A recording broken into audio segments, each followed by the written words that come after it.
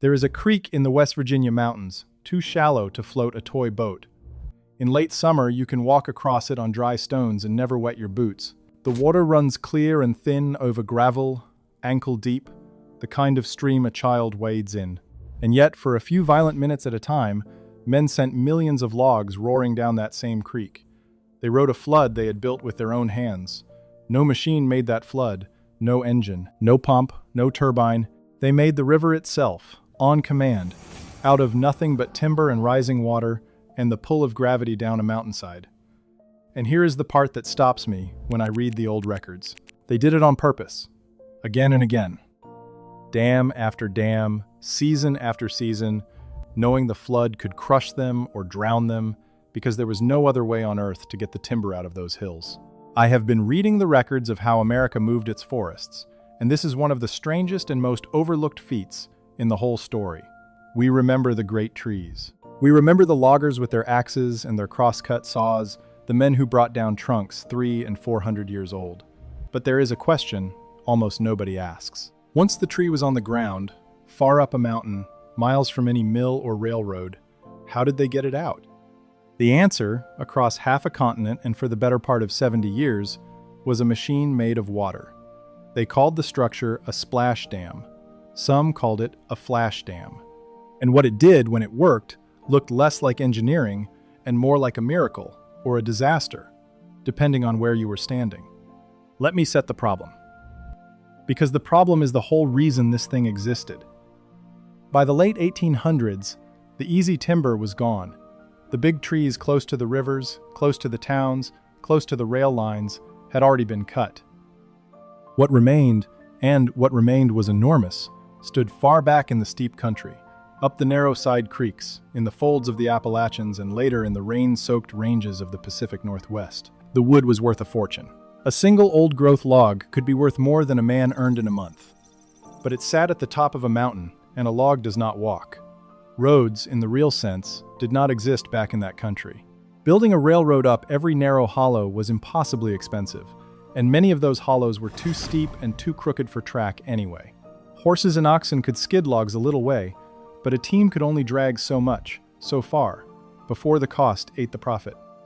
The rivers were right there, running down out of the mountains toward the mills. But the rivers, in the dry months, were useless, too shallow, too rocky. A full-grown saw log dropped into one of those summer creeks would simply lie there on the stones and rot. The water that could carry it only came a few weeks a year, in the spring melt or after a big storm, and you could not schedule a storm. So the men did something audacious. If the river would not flood when they needed it, they would build their own flood, and they would keep it in reserve behind a wall of timber until the moment they were ready to let it go. If you care about the men who built this country with their hands, the workers nobody ever wrote a book about, please subscribe to Global Old History right now. Hit the button, come back. Because the names in this story were almost all lost, and the least we can do is look. Now think about what they actually had to work with. No bulldozers, no excavators, no diesel, anything. They had wood, which was the one thing they had in oceans. They had animals, horses and oxen and mules. They had black powder and later dynamite. They had steam in a few places, in the form of donkey engines and small locomotives where track could reach. And they had water and gravity, which are free, and human muscle, which was cheap and abundant and treated as nearly disposable. That was the toolkit. Out of that toolkit, they built a system that could, for a few minutes, turn a dry creek into a torrent strong enough to move a season's worth of timber. It is worth saying that the splash dam was not the only trick they used to move logs downhill, and the others tell you how desperate the problem really was. Where a stream was no good at all, they built chutes, long troughs of hewn timber run down the mountainside, and they sent logs sliding down them by gravity, sometimes greased, sometimes wet, the log accelerating so hard it would smoke from the friction. They built flumes, V-shaped wooden troughs that carried a stream of water and floated the logs along them like a man-made river hung on trestles across the slope. They built skid roads, corduroy tracks of half-buried logs laid crosswise, and dragged the timber over them with oxen the road kept slick so the load would slide. The splash dam belonged to that same family of ideas, the idea that if you were clever and ruthless enough, you could make gravity and water do the work that no engine yet could do for you in that country. The splash dam was simply the boldest member of the family because it did not nudge the logs along a few at a time. It moved them by the thousands, all at once, on a flood that did not exist until you made it. The heart of the system was the dam itself, and I want to be exact about how they built it, because the construction is the part most people never hear. A splash dam was a crib dam. That means it was not a solid wall. It was a box, or a series of boxes, built out of heavy logs laid in alternating layers, log on top of log at right angles, notched and pinned together so they locked into a grid, the same way you would stack the corners of a log cabin. That interlocking grid was the secret to its strength. When the water pushed on the face of the dam, the force did not land on a single beam. It spread across the whole woven framework, beam pushing against beam, the load shared through dozens of timbers at once. Those cribs were then filled with rock, with gravel, with earth, with whatever the creek bed and the hillsides could give them. The fill gave the dam its weight, and the weight is what held it against the river. These dams were not small, and they were not all the same. Some were modest, 50 feet across, a quick job thrown up on a little feeder stream. Others ran several hundred feet wide and stood 2 or 3 stories high. Real structures, the work of weeks. They might stand and be used for a single season, or they might serve for years. Dam after dam, stepping down the same drainage like a staircase. And every one of them held a single, critical, dangerous, beautiful piece. The gate. The gate was the whole point. A splash dam that you could not open was just a pond. So, in the middle of the dam, they built an opening, and into that opening they fitted a heavy gate that could be held shut against the rising water, and then, at the chosen moment, released all at once. The designs varied. Some gates dropped, some swung, some were tripped by knocking out a key timber or pulling a pin or releasing a chain. But they all did the same thing. They held back everything, and then, in an instant, they held back nothing. That instant was the splash. That is where the name comes from. Before they ever tripped that gate, there was one more job to do downstream, and it was a violent one. The creek bed below the dam was full of obstacles, boulders, ledges, sharp bends, anything that could catch a log and start a jam. So crews went down the channel ahead of time with black powder and dynamite and blasted the worst of it out. They straightened the river to suit the flood they were about to send down it. They cleared the banks. They wanted the channel smooth and open so the logs would run clean. That blasting is one more thing the rivers never recovered from. But in the moment, it was simply part of getting ready. Here is how a full operation went, start to finish, because this is the part worth slowing down for. First, they built the dam and let the pond fill behind it. The water creeping up the valley, drowning the stream bed, backing up sometimes for a mile or more. While the pond rose, the cutting crews were at work up in the timber, felling the great trees and bucking them into logs.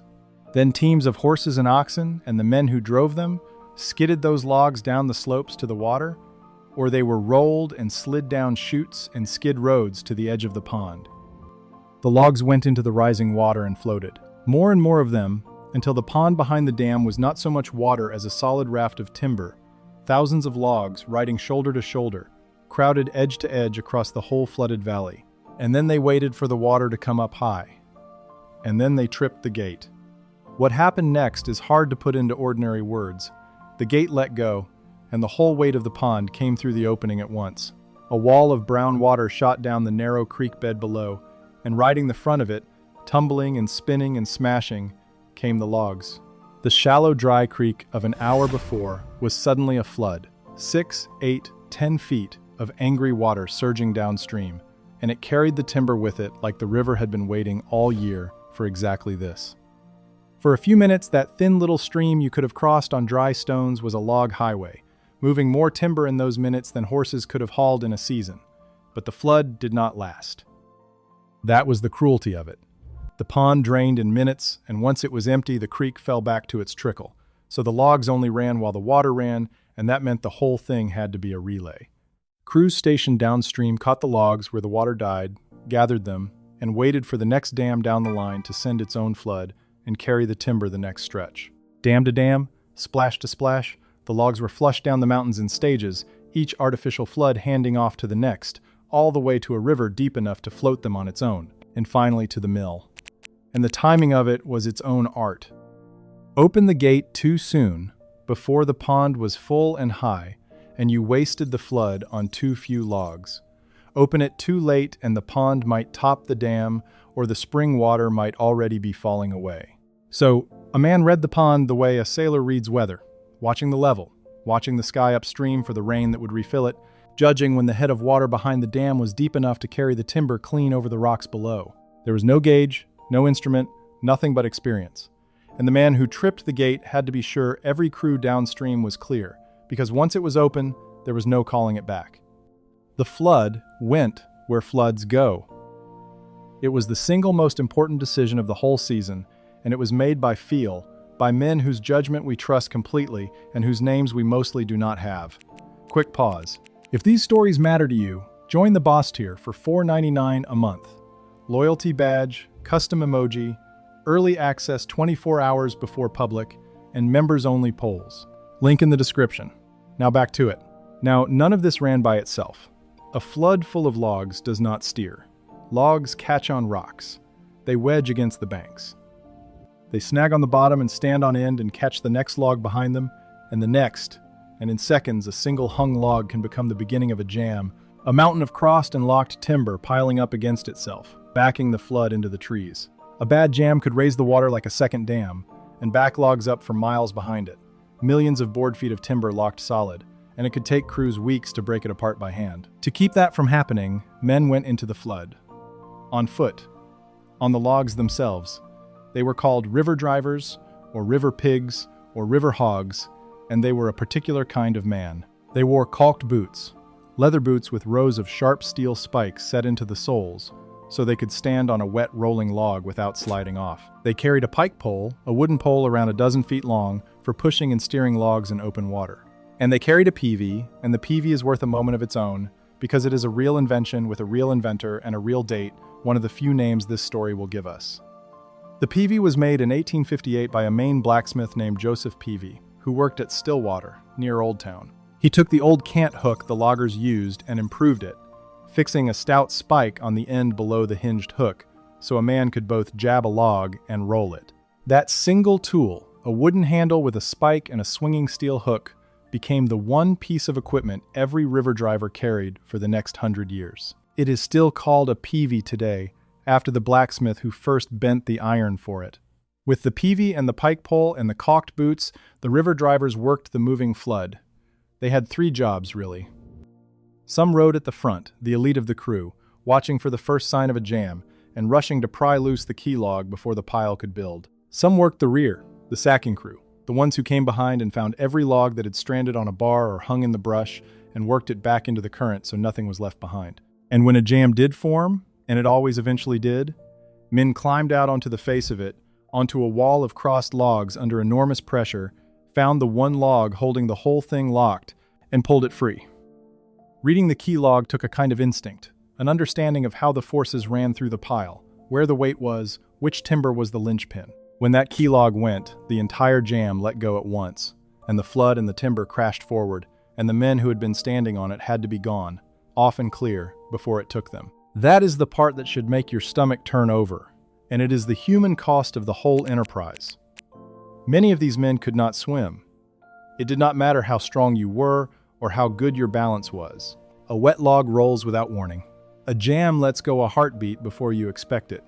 Cold water in spring will stop a heart in minutes. Men went under the logs, into water churning with tons of timber, and the logs closed over them, and they did not come up. Drowning was simply part of the job, an accepted ordinary risk, the way a fall was part of being a steelworker. The work paid well, better than the wages of an ordinary lumberjack, because everyone understood what the wage was buying. It was buying men willing to ride a man-made flood standing up. And here is the thing I have to tell you plainly. Because this channel does not pretend.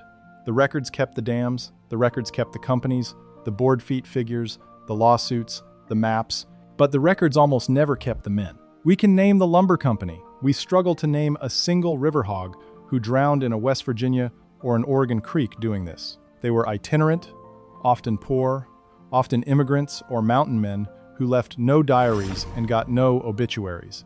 The flood took them and the paperwork did not even pause. So when I tell this story, I am telling it about people whose names were lost on purpose, by neglect, and that absence is itself part of what happened here. We are looking at the empty space in the record where the men should be. But first, do me a favor and subscribe. The algorithm buries old industry stories like this one unless enough people click. One click. Come back. Let me put real places and real companies on this, because the technique was not a legend. It happened in named country.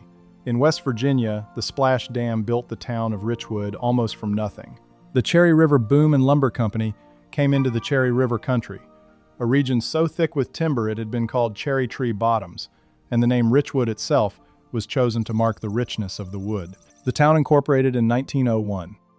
The company controlled vast timber holdings, on the order of 200,000 acres, and built a band sawmill that, at its peak, could cut 250,000 board feet of lumber in a single day and employed well over 1,000 men.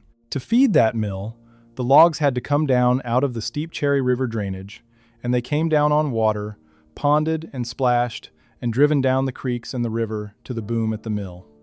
The Greenbrier watershed nearby ran on the same logic. Up and down the Appalachians, in West Virginia and Pennsylvania and Kentucky and Virginia, this was simply how the backcountry timber got to market.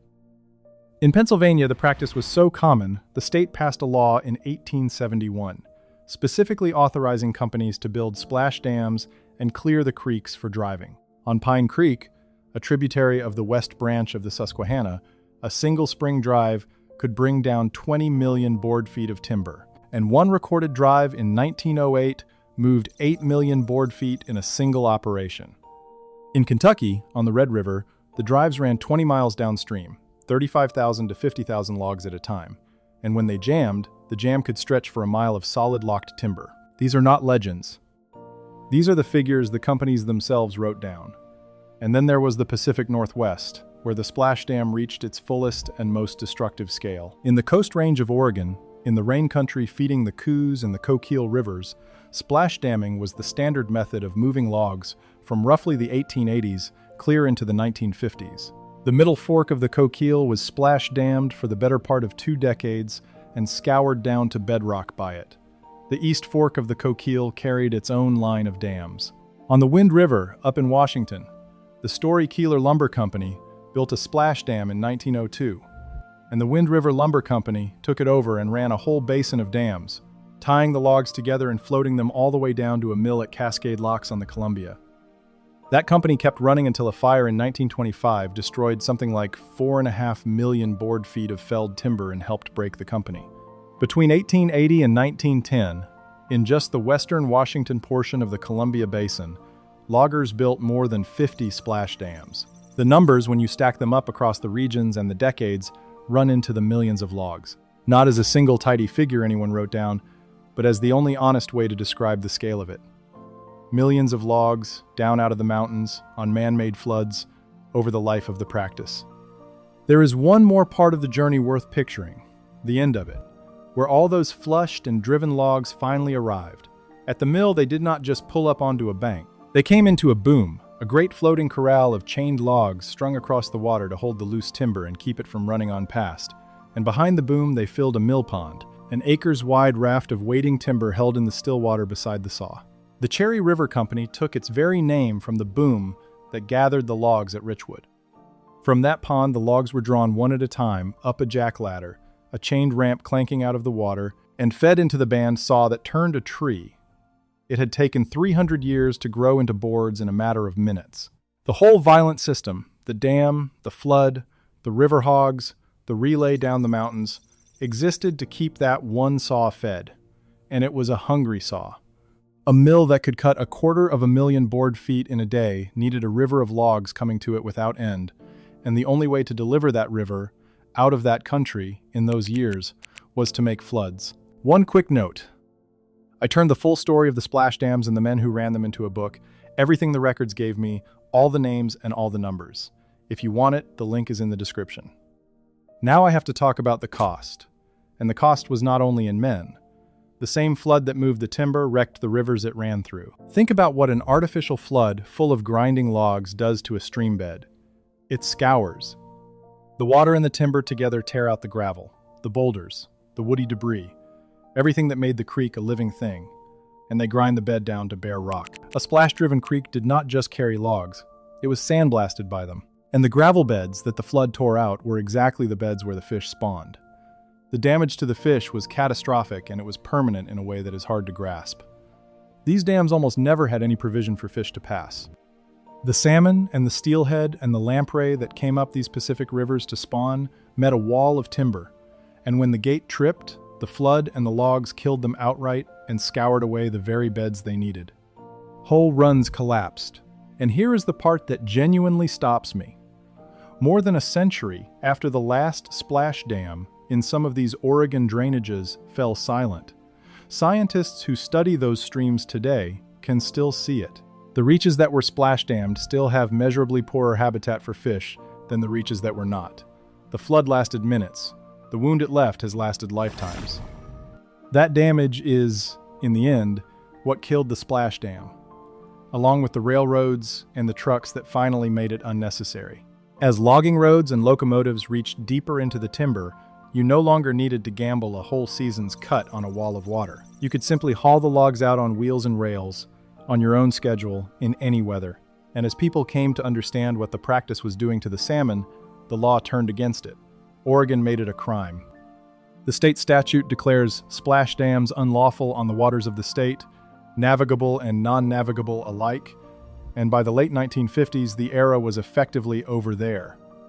Across the country, the last of the real river driving faded out through the middle of the 20th century, and the final remnants of the practice ended with the environmental laws of the 1970s. The age of moving forests on man-made floods simply closed. So, what is left of all this now, after the men and the floods and the great trees are gone? Less than you would think, and more than you would expect. Most of the dams were temporary by design, thrown up out of logs and rock, and meant to be used and abandoned. So most of them are simply gone, rotted back into the creeks they once held. But not all. In the Oregon Coast Range, there is a structure on Little Fall Creek that is the most intact splash dam anyone has found. Its timber cribbing and its boards still in place after all these years, perhaps 40 feet across and several feet high, with the framework still running downstream from it. Up and down the western drainages, you can still find fallen pilings, scattered timbers, the drowned bones of these machines lying in the stream beds and along the banks. Easy to walk past if you do not know what you are looking at. In Pennsylvania, a couple of state parks carry the memory of the dams that once stood there, the only marker many of these places ever got. And then there are the streams themselves, the scoured reaches still slow to heal, carrying the record of the floods in their very gravel. I keep coming back to that shallow creek in the mountains, the one you could cross on dry stones in August. Stand there and it is almost impossible to believe what it once did. To believe that men looked at that thin trickle and saw a highway, that they built a wall to dam it, raised a flood behind that wall, filled the flood with a season of timber, and then let it all go in a roar that lasted minutes and moved a fortune in wood, and sometimes took a man down with it under the logs. It was reckless, and it was brilliant, and it cost the rivers more than anyone then could measure. They had no machines worth the name. They had wood and water and gravity and their own nerve, and with those alone they made rivers come and go on command. We do not even know most of their names. The flood took some of them, and the record kept none of them, and the creeks they conquered run thin and quiet again, as if none of it had ever happened at all. One more thing. If you want to be part of the inner circle on this channel, join Final Boss for $9.99 a month. Public shout-out in upcoming videos, members-only investigations, plus everything from Boss Tier. Link in description. See you in the next one.